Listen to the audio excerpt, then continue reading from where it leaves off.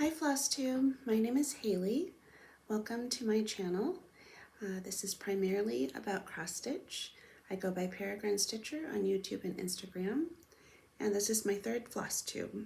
It's been about 1 month since my last floss tube. I intended to do one sooner, but life got in the way. It's actually been kind of a brutal few weeks. I may give a life update at the end. We'll see how I feel at that point, because it's been quite difficult. Some serious things have happened, things that are complicated and difficult, and that's life. So thank goodness for cross stitch, which has helped keep me sane over the last few weeks. I do have quite a few things I'd like to share with you though. And particularly I have 2 things that I want to give away as gifts, so I need to either show them now or not at all. So I thought I'd start out with those things. I have 3 fully finished objects that I'd like to show you. First is this one. Here we go. So this is Garden Collectibles. This is a Dimensions Gold Petites collection. I finished this quite some time ago, but I just took it to the framers. As I mentioned, this is one that I'm going to be giving as a gift. I think it turned out really well.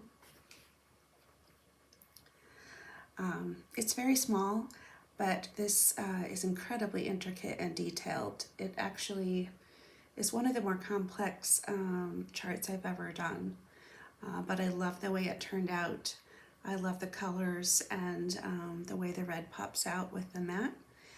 So this is one of my very good friends as an intended recipient. She loves teal, so I hope she enjoys this. Okay, the second finished object I have is also a gift, and one that I made, I think, back in May. This is also a Dimensions kit called Dragonfly Duo. This one didn't take too long. I think I stitched it over a weekend. And I framed this one myself for the first time. I've never done this before. I think it turned out okay. Tell me what you think. I just got, I got a frame at Home Goods, I think, and I used the foam core and pins to put everything together, and I think it turned out really well. I have a friend who really loves dragonflies.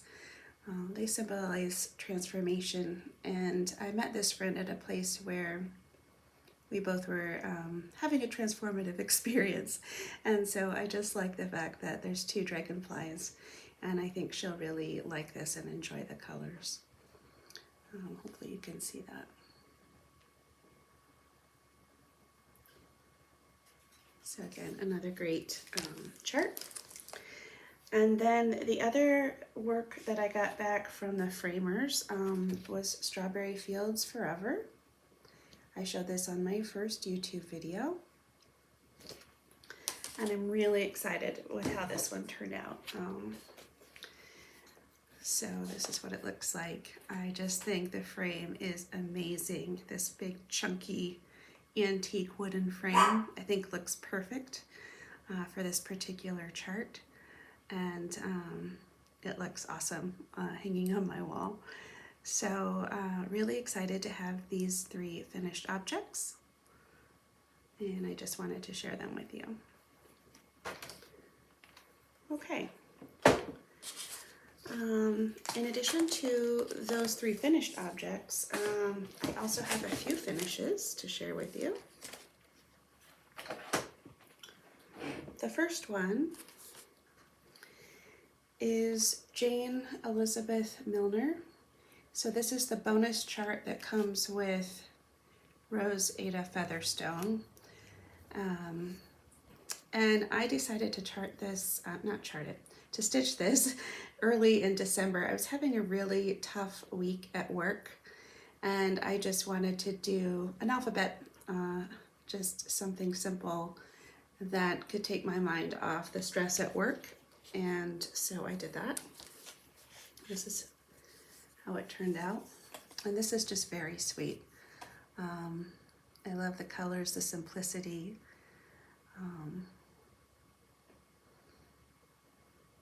It's just adorable. And so let me see here so I can tell you what I stitched it on. I stitched it on a 28 count lamb's wool Jobelin, and I used DMC. So I'll just show that to you again. I don't know what I'll do with this yet. It's not something I think I would pay to have framed, but maybe I will try my newfound framing skills if I could find the right frame to put it in. So I think that's quite adorable. And then the second finish I had, like I said, life happened and I needed to do something that was just pure comfort stitching. So I turned to this chart, which is Winter Hot Cocoa by Madame Chantilly. I had started this last time and I showed you the progress I had made so far, but I did go ahead and finish this.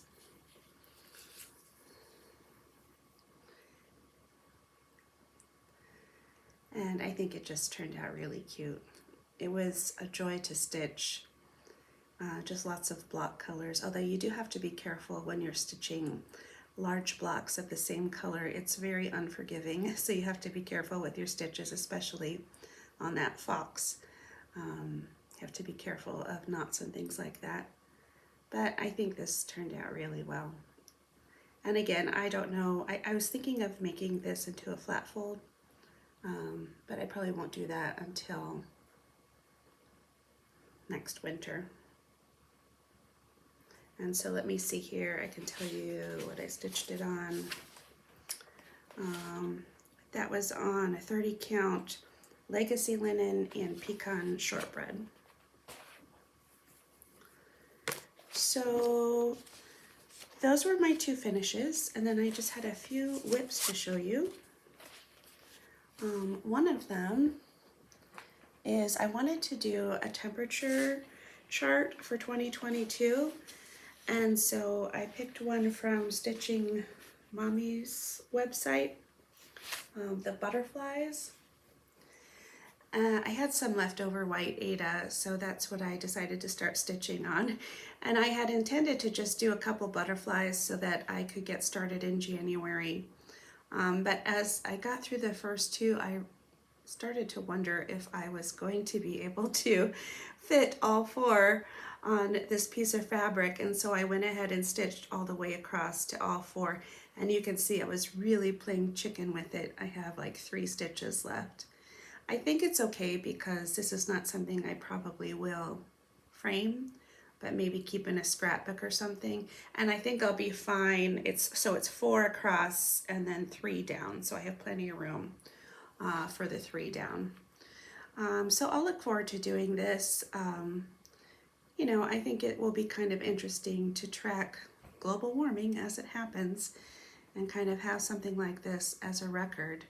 And also just something really easy to pick up each day.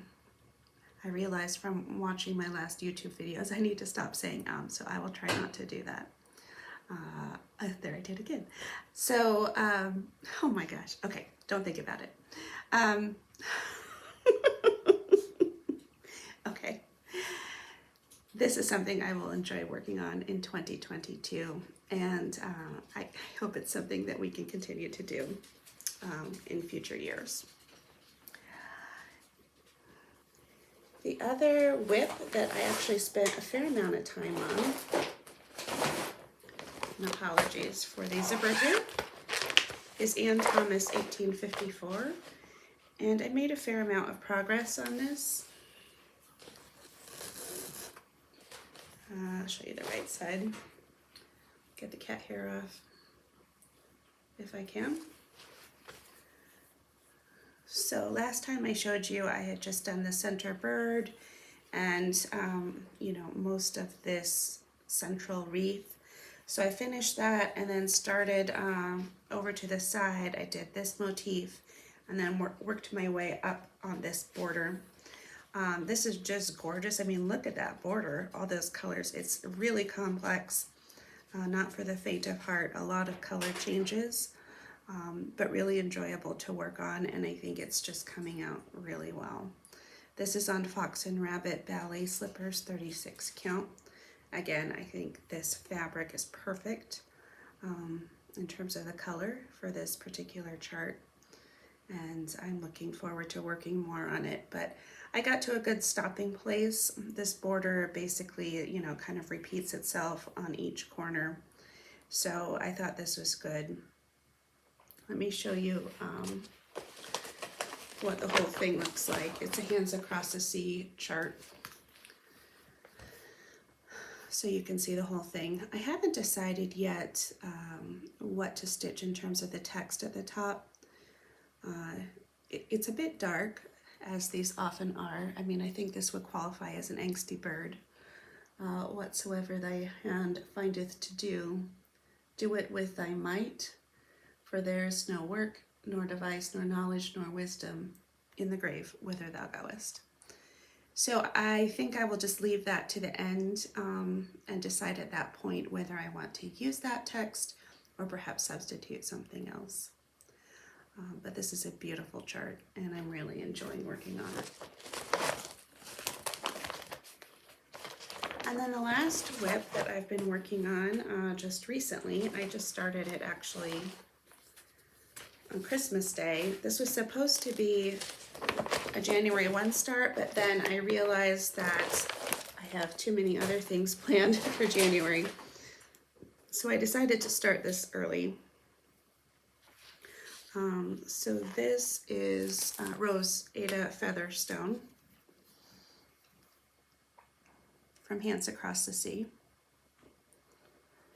And I am using a, whoops, I just dropped it, 36 count antique lace linen by Seraphim. So I feel pretty good about what I got done.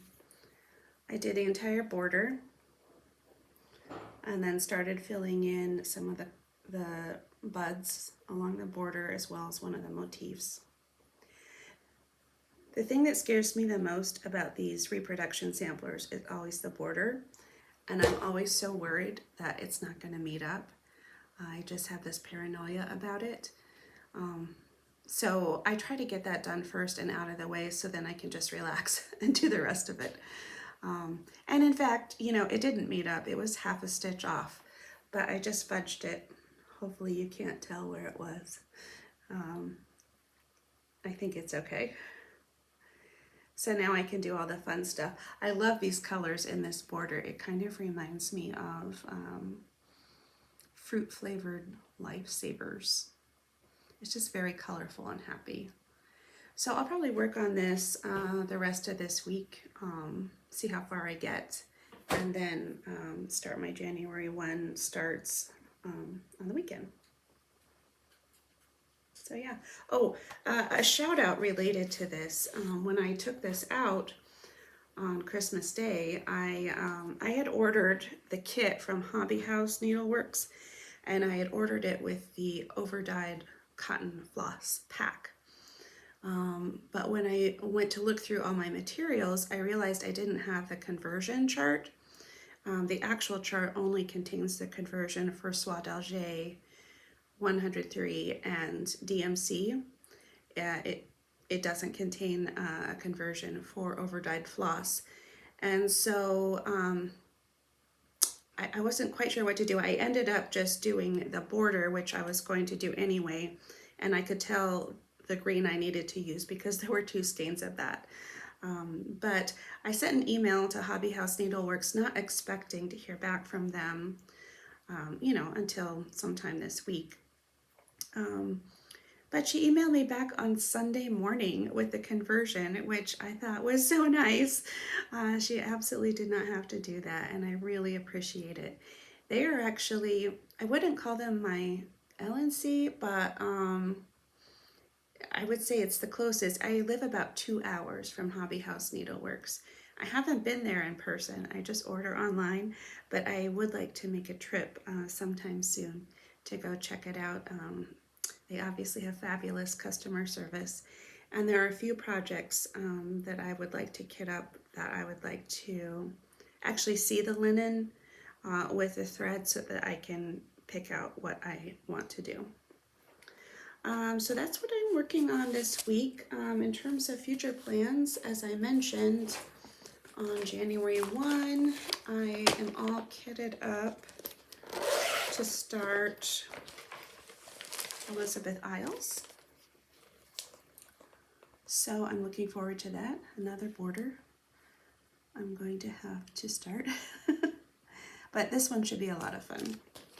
I talked about it last time, so I won't spend a lot of time here giving you all the details. And then I do have just a little bit of haul.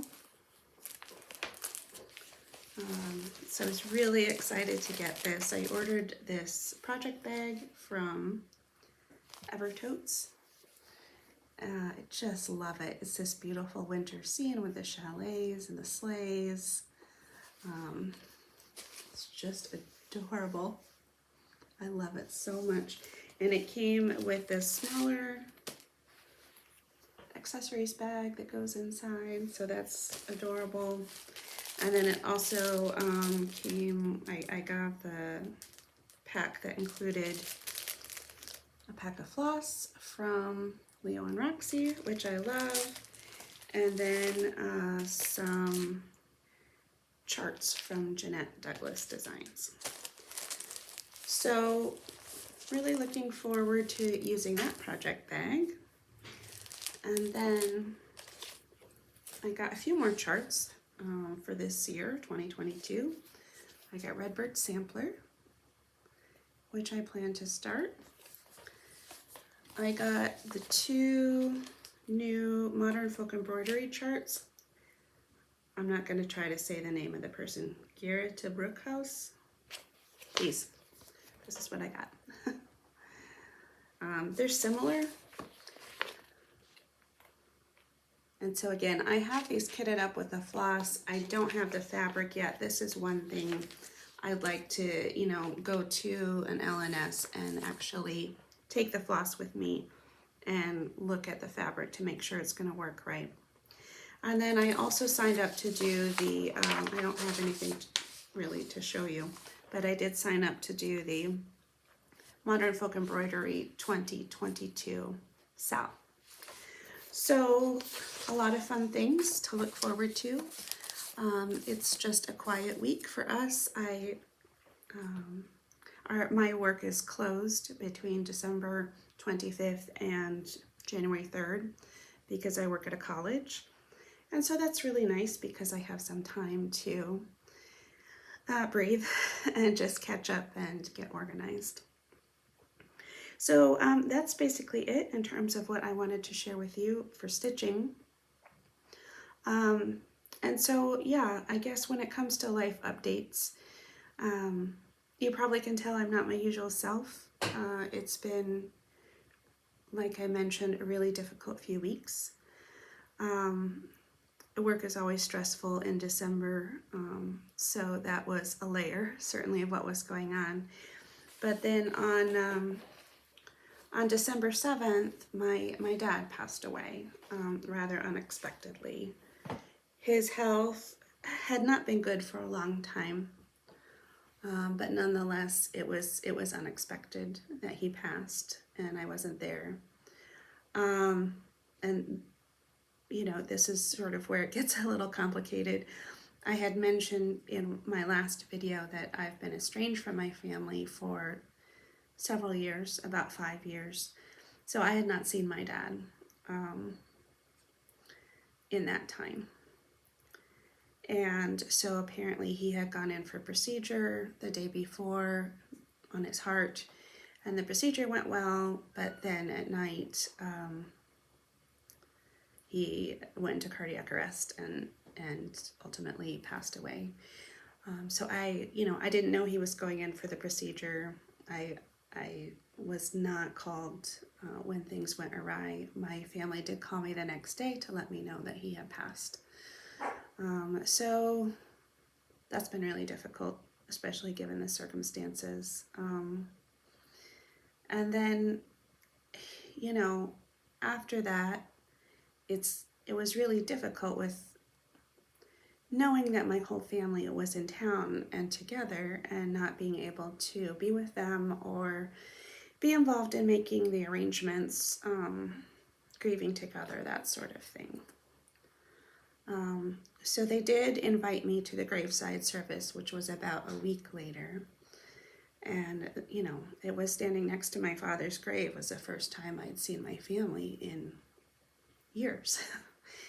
So that was pretty intense. I mean, it was good in so many ways, and it was also very difficult. And they also had invited my ex-husband without talking to me, which I was glad he was there, but just, you know, another layer of difficulty. And so then we did, you know, we went back to my mom's place afterwards and spent some time together, and that was very nice. And then the Saturday after that, there was a virtual service, you know, which I attended virtually, and that was nice. There was a very good slideshow kind of showing pictures of my dad throughout his life and our whole family. Also very difficult though, given the current state of things. And then finally, my brother had come out from the West Coast, and so I did see my mom and my brother and sister once before he left, the day before he left. So it's been challenging. You know, I'm not going to go into detail in terms of sort of why we're estranged right now. It's not that I am a drug addict, you know, and they had to cut me off because I was stealing money or something. I'm not, you know, I haven't been convicted of any crimes, nor am I on house arrest. It comes down basically to a difference in religious beliefs, and their particular religion requires that if, you know, if someone is raised in it and baptized in it, that if you leave, you know, they are required to sort of cut you off. Your whole family, all your friends. And so that's the way it is. I made that choice. I have to be true to what I believe. And I also had to keep my kids' future in mind. So, you know, at the same time, it's so unnecessary, and it's one of the things I don't agree with. There's no reason why we can't have a relationship. I'm not one to upset the apple cart, and they seem to be just sort of petrified about the impact of, you know, spending time with me and what that might do to their faith. But I think it, you know, it's probably true for most families that where you have differences of opinion, you just sort of steer clear of those topics, you know. I'm not interested in impacting their faith negatively in any way. It's not like, you know, we'll be, you know, sitting at the dinner table and I'll say, can you pass the potatoes? And by the way, you know, did you know that it's a mathematical impossibility that a global flood ever occurred? I'm not going to do that. I mean, it's true. But each person has their own journey. So I'm not interested in making their lives difficult. The journey has been difficult enough for me. And knowing what I lost, I wouldn't wish that on my worst enemy, much less people who I love dearly. So I don't know what happens from here on out. You know, if maybe the doors opened a little bit to have a little bit more of a relationship. I feel really bad that my mom is alone and I'm here in the same town. I do plan to reach out and see how it goes, but I don't know. And then, so all of that was happening, and the day after my dad passed away, I had another dear friend also pass away like the next day. And this was a neighbor of mine. She was 82, but we were very close. We used to go on walks together almost daily. I would, go over in the evenings in the summer. We would sit in her backyard and chat. We worked together at the local historical society, and she was just one of the strongest women I have ever met, and was a real support to me, during some difficult times, when I was going through divorce and when my family wasn't there for me. So it's kind of a double whammy. So I haven't really been myself, but like I said, thank goodness for cross stitch. And thank goodness for a new year that's coming. And so I'm just really hoping that this next year will bring peace and perhaps some reconciliation.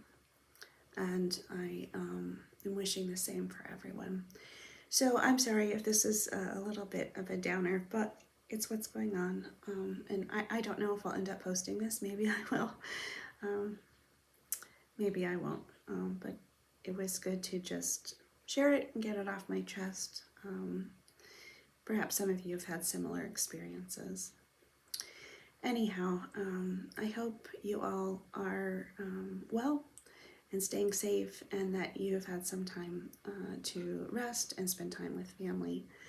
And I will look forward to seeing you again in a few weeks when I'll share more progress on what I've done. So thank you for listening. Keep calm and carry on. Thanks, everyone.